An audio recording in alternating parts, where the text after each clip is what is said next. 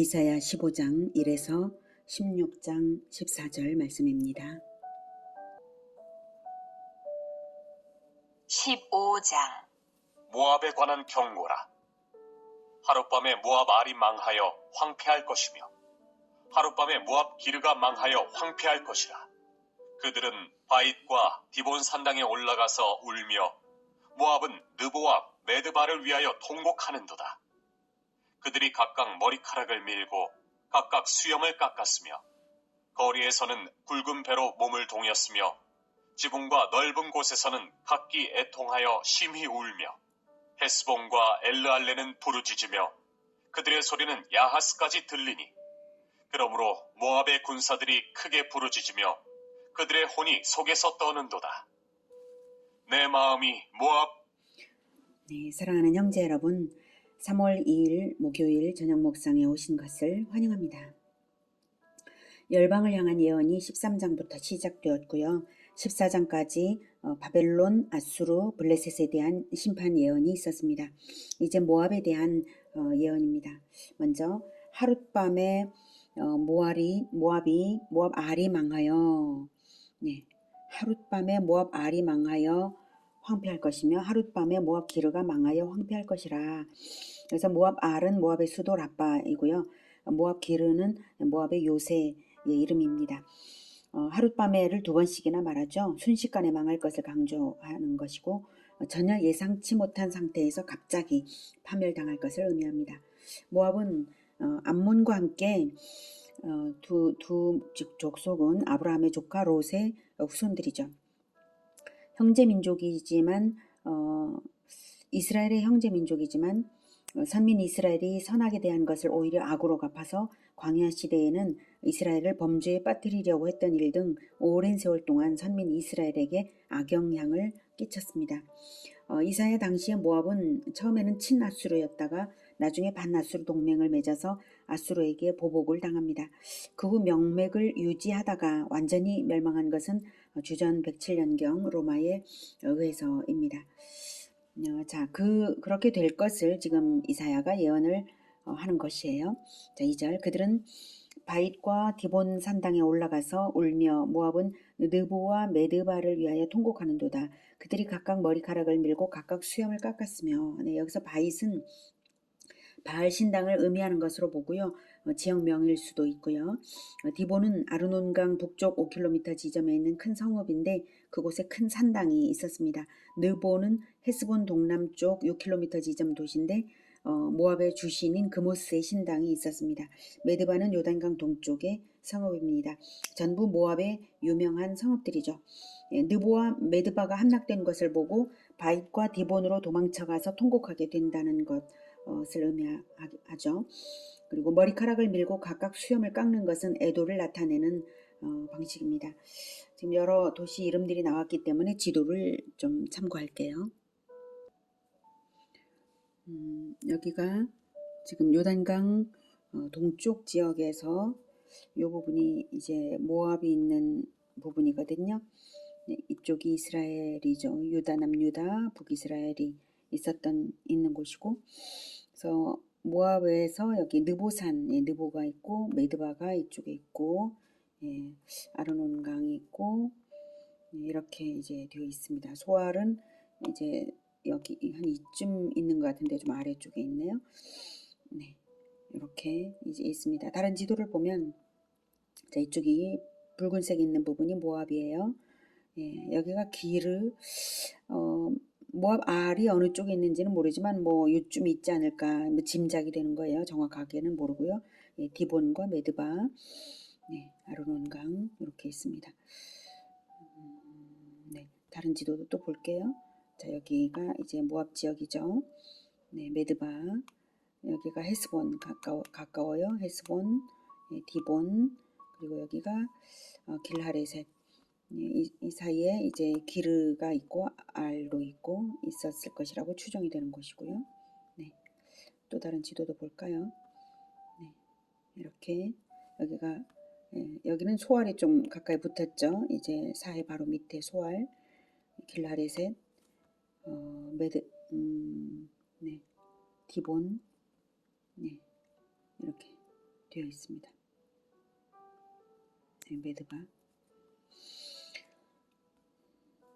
네, 이건 이제 단순화된 그림이네요. 지도를 단순화하니까 여기에 뭐 길라레셋 조금 이따 나오는 지명인데 호로나임, 네, 호로나임이라는 지명도 이 아래 쪽에 있고요. 네, 아로엘, 디본 이쪽에 야하스가 있고, 네.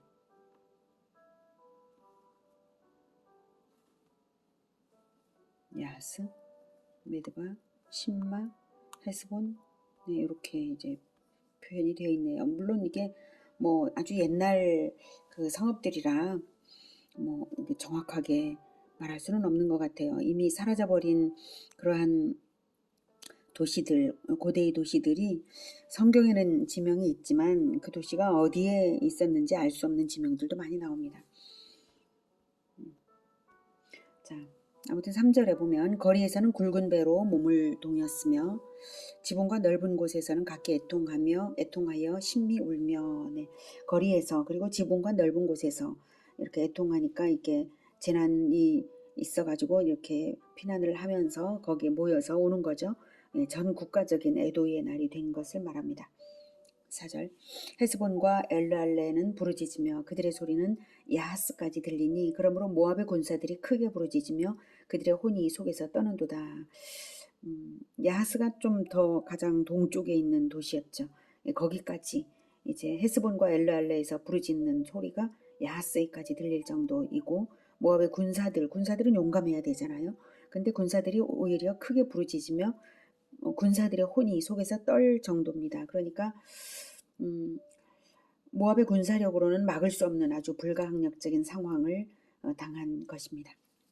5절 그렇게 될 거라는 예언입니다. 자, 5절 위하여 부르짖는도다. 그 피난민들은 소알과 에글랏 슬리시아까지 이르고 울며 루잇 비탈길로 올라가며 호로나임 길에서 패망을 울부짖으니 니무린 물이 마르고 풀이 시들었으며 연한 풀이 말라 청청한 것이 없음이로다. 그러므로 그들이 얻은 재물과 쌓았던 곳을 가지고 버드나무 시내를 건너리니 이는 곡성이 모압 사방에 둘렸고 슬피 부르짖음이 에글라임에 이르며 부르짖음이 부엘엘림에 미치며 디몬물에는 피가 가득함이로다. 그럴지라도 내가 디몬에 재앙을 더 내리되 모압의 도피한 자와 그 땅의 남은 자에게 사자를 보내리라.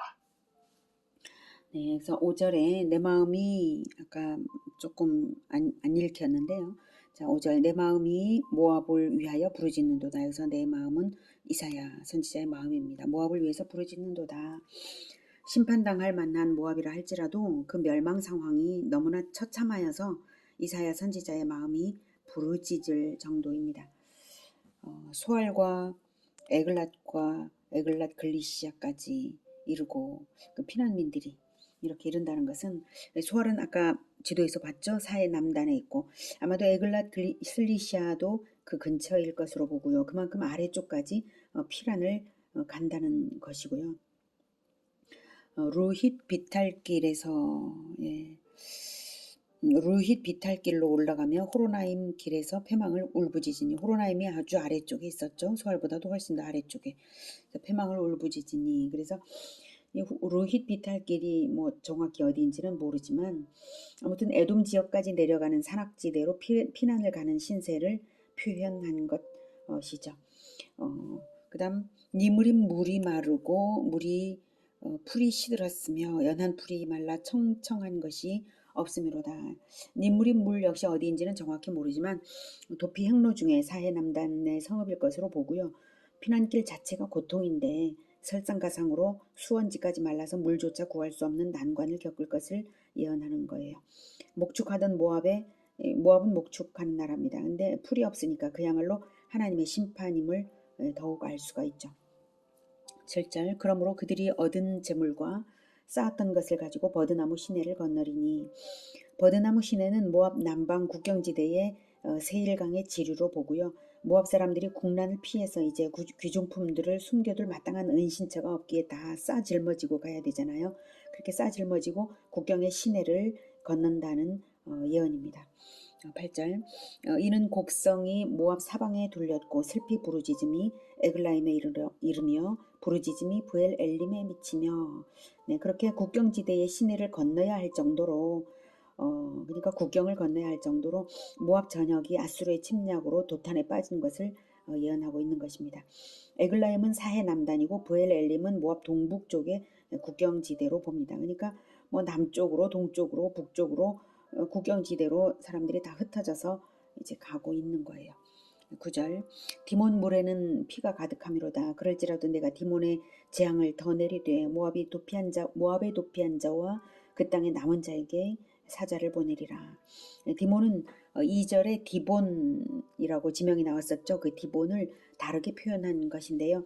굳이 다르게 이렇게 발음을 달리해서 표현하는 이유는 디몬이 피라는 뜻이어서 피가 가득할 정도로 살육을 당하는 그러한 디본의 처참함을 강조하느라 이렇게 표현을 이사야가 한 것입니다. 그런데 그럼에도 불구하고 디몬의 재앙을 더 내리되 모압이 도피한 자와 그 땅의 남은 자에게 사자를 보내리라. 예.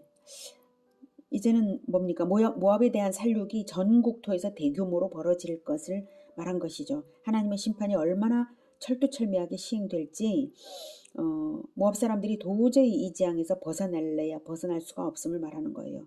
그 남은 자와 도피한 자와 남은 자에게까지 또 사자를 보내신다는 거죠. 예, 죽음의 사자를 보낸다는 겁니다.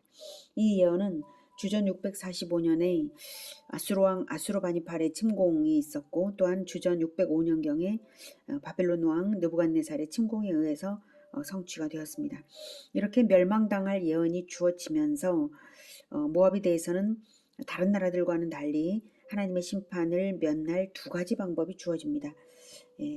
5절에서 아까 5절에서 내 마음이 모압을 위하여 부르짖는도다라고 그 선지자의 마음의 고통을 말한 것을 볼 때 모압에 대한 하나님의 마음 역시 그렇다는 거죠. 선지자는 이제 하나님의 마음과 공감이 되거든요. 그래서 하나님이 얼마나 긍휼이 많으신가 하는 것을 보여주는 거예요. 그 이유는 모압이 이스라엘의 형제국이기 때문입니다. 과거 아브라함의 조카 롯의 아들로 태어난 모압의 후손들이므로 이스라엘은 모압에 대하여 호의적인 입장을 가져왔던 것이 사실입니다. 그래서 심판을 면할 방책으로 이제 다음 장에서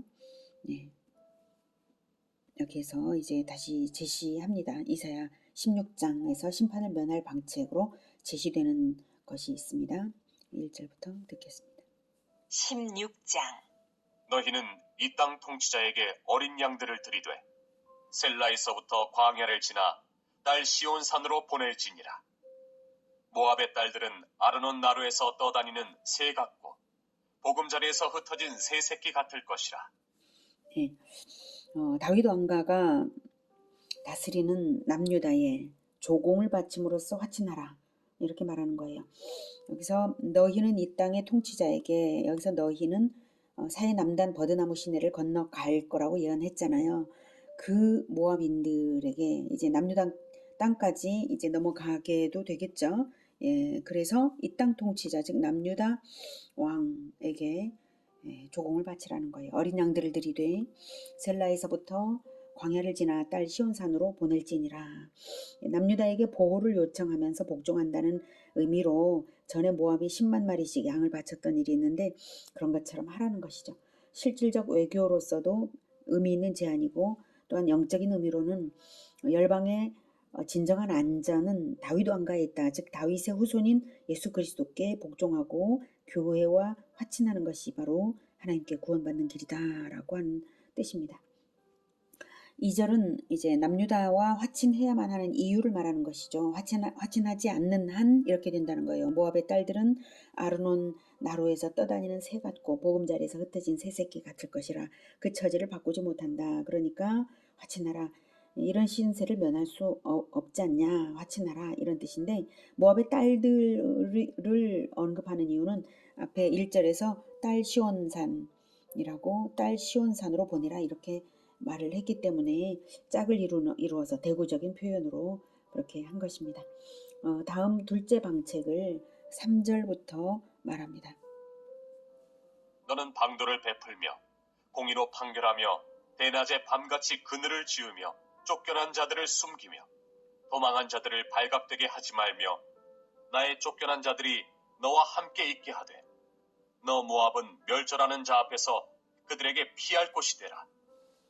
대저 토색하는 자가 망하였고 멸절하는 자가 그쳤고 압제하는 자가 이 땅에서 멸절하였으며 다윗의 장막에 인자함으로 왕위가 굳게 설 것이요 그 위에 앉을 자는 충실함으로 판결하며 정의를 구하며 공의를 신속히 행하리라.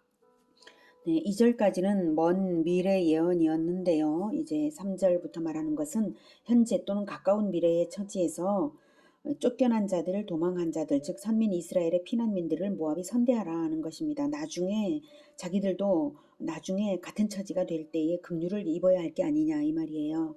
그러려면 먼저 긍휼을 베풀어야 한다는 뜻이죠.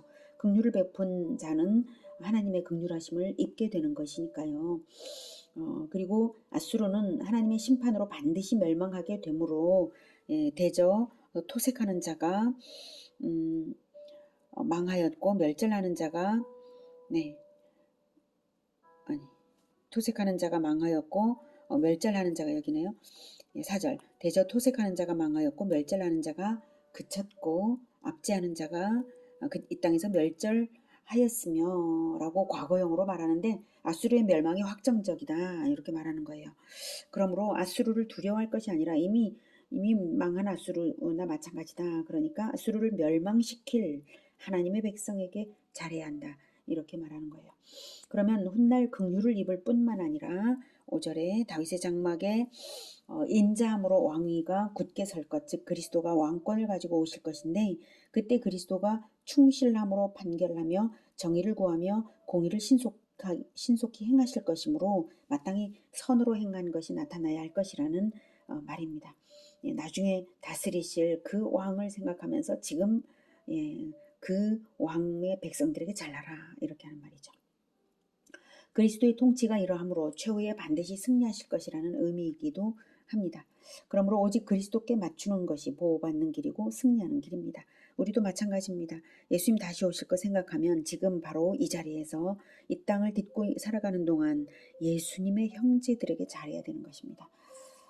자, 그러나 이렇게 다른 열방과는 달리 심판을 피할 방책까지 친절하게 제시해 주었지만 모압은 거부함으로써 결국 멸망의 심판을 당할 것입니다. 그것을 6절부터 예언합니다. 우리가 모압의 교만을 들었나니 심히 교만하도다. 그가 거만하며 교만하며 분노함도 들었거니와 그의 자랑이 헛되도다. 그러므로 모압이 모압을 위하여 통곡하되 다 통곡하며 길하레셋 건포도 떡을 위하여 그들이 슬퍼하며 심히 근심하리니 이는 헤스본의 밭과 신마의 포도나무가 말랐음이라. 전에는 그 가지가 야셀에 미쳐 광야에 이르고 그 싹이 자라서 바다를 건넜더니 이제 열국의 주권자들이 그 좋은 가지를 꺾었도다. 그러므로 내가 야셀의 울음처럼 신마의 포도나무를 위하여 울리라. 헤스본이여 엘르알레여 내 눈물로 너를 적시리니 너의 여름실과 내 농작물의 즐거운 소리가 그쳤습니다. 즐거움과 기쁨이 기름진 밭에서 떠났고 포도원에는 노래와 즐거운 소리가 없어지겠고 틀에는 포도를 밟을 사람이 없으리니 이는 내가 즐거운 소리를 그치게 하였습니다.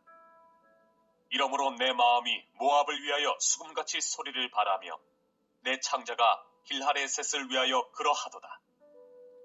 모압이 그 산당에서 피곤하도록 봉사하며 자기 성소에 나아가서 기도할지라도 소용없으리로다.